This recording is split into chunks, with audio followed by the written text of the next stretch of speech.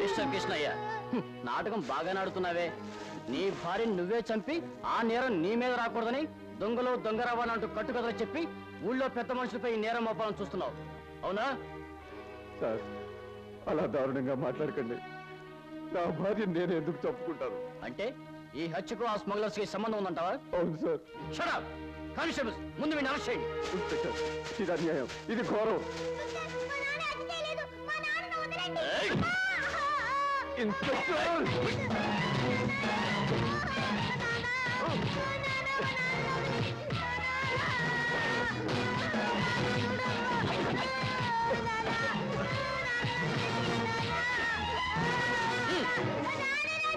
శవాన్ని post mortem పంపించండి.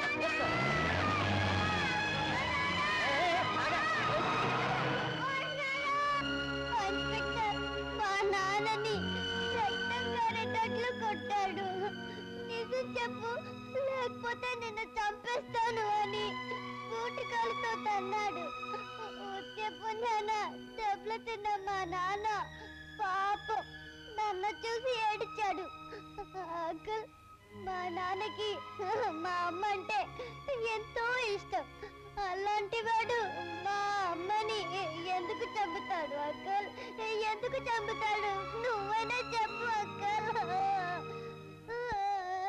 దేవి, ఏడవకమ్మా.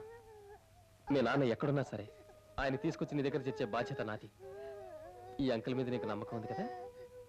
నాకు మాటిస్తేనే. ఇక మీద నువ్వు ఏడవనని చెప్పు, అప్పుడు మాటిస్తా. ఓకే.